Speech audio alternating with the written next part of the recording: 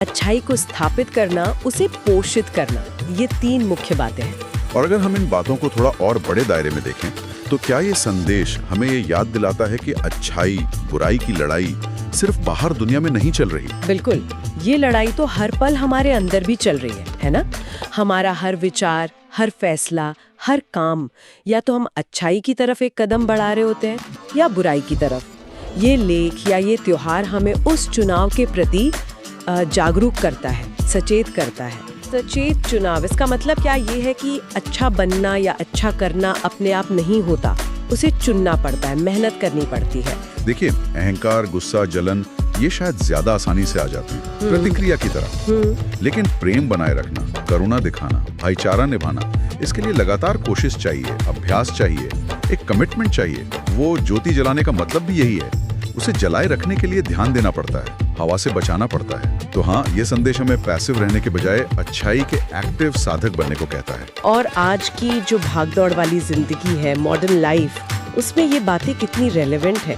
कहीं ये सिर्फ एक मतलब रस्म बनकर तो नहीं रह गई। मुझे तो लगता है इनकी प्रासंगिकता आज शायद पहले से भी ज्यादा है। कैसे? आज की दुनिया में बाहरी सफलता पर, कंपटीशन पर, मटेरियलिज्म पर इतना जोर है। हाँ, वो तो है। तो ऐसे में अहंकार, ईर्ष्या, क्रोध, इनके नए नए रूप आ गए हैं। सोशल मीडिया पर दूसरों से तुलना करना, ऑफिस में गला काट मुकाबला, अपनी ही बात को सही मानने की जिद, ये सब क्या है? ये संदेश हमें याद दिलाता है कि असली जीत, असली सफलता वो सिर्फ बाहरी चीजों में नहीं है, वो अंदर की शांति, पवित्रता और सद्भाव में भी है। आत्म सुधार पर जो इसका जोर है, वो इसे हमेशा रेलेवेंट रखेगा।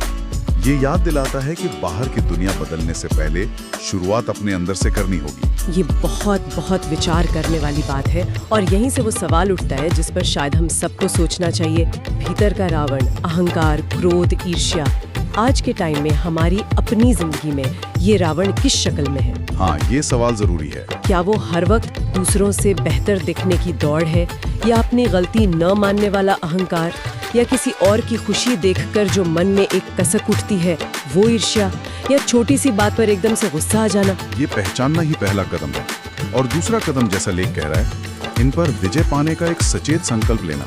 और ये विजय शायद एक दिन में ना मिले। बिल्कुल, शायद ये जीवन भर चलने वाला संघर्ष हो, लेकिन उस संघर्ष का संकल्प लेना, कोशिश शुरू करना, यही शायद विजयदशमी के संदेश को सही मायने में जीना है। ताकि हम सिर्फ बाहर के पुतले न जलाएं, बल्कि अंदर की नकारात्मकता को जलाएं। हाँ। उन शक्तियों को जो हमें सच में प्रेम, करुणा और भाईचारे को अपनाने से रोकती हैं। बिल्कुल। तो सवाल यही रह जाता है कि इस विजयदशमी